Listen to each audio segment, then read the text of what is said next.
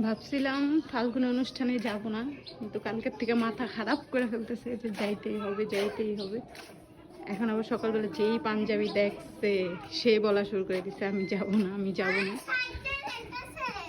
হ্যাঁ, সায়েম যাবে বাবা?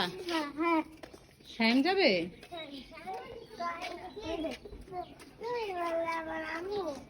হ্যাঁ, কে বলছে?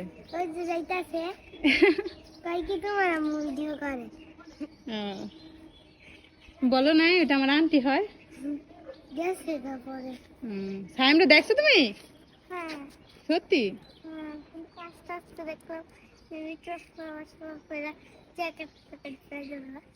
দেখুন সত্যি না মিথ্যা। শোনো, তুমি যে কালকে বললা যাবা, আজকে যাইবে না বললা কেন সকালে উঠে? কি কারণে বলছো সেটা বলো আমারে। হ্যাঁ বলো, যাবা না কেন বলছো আজকে?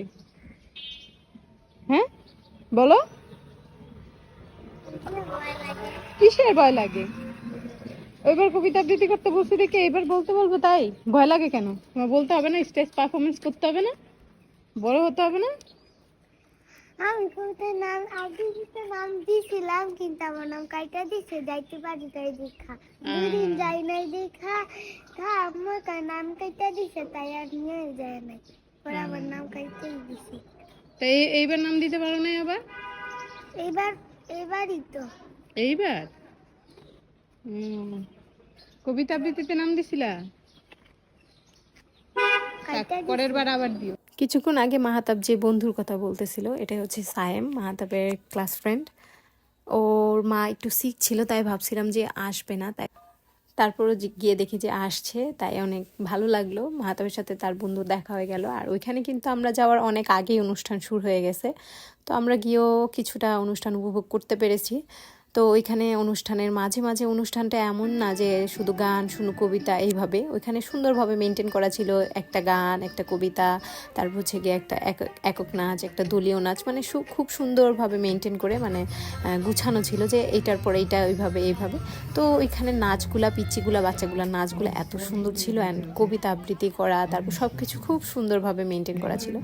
ইনি হচ্ছে গিয়ে মাহাতাবদের হেড টিচার। উনি খুব সুন্দর একটা কবিতা বলেছে, যেটা কিনা খুবই আনকমন, আমি এর আগে শুনিনি।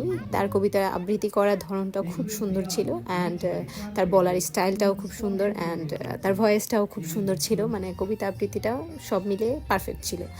উনি হচ্ছেন দিবা শাখার একজন টিচার। ওনার নাচের মাধ্যমে আর কি অনুষ্ঠানটা শেষ হয়ে যায়। তো ওনার নাচটা দেখে মনে হচ্ছিল সে বাসা থেকে প্র্যাকটিস করে আসেনি, বাট তারপরও খুব সুন্দর হয়েছে।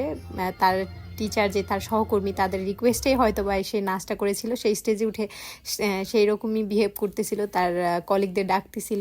তো যাই হোক, ম্যাডামের নাচটাও খুব সুন্দর হয়েছিল। এই হচ্ছে গিয়ে মাহাতাবের স্কুলের বসন্ত বরণের খুব সুন্দর একটা অনুষ্ঠান। অ্যান্ড বলে রাখি যে বসন্ত কিন্তু আজ ছিল না, বসন্ত ছিল কালকে।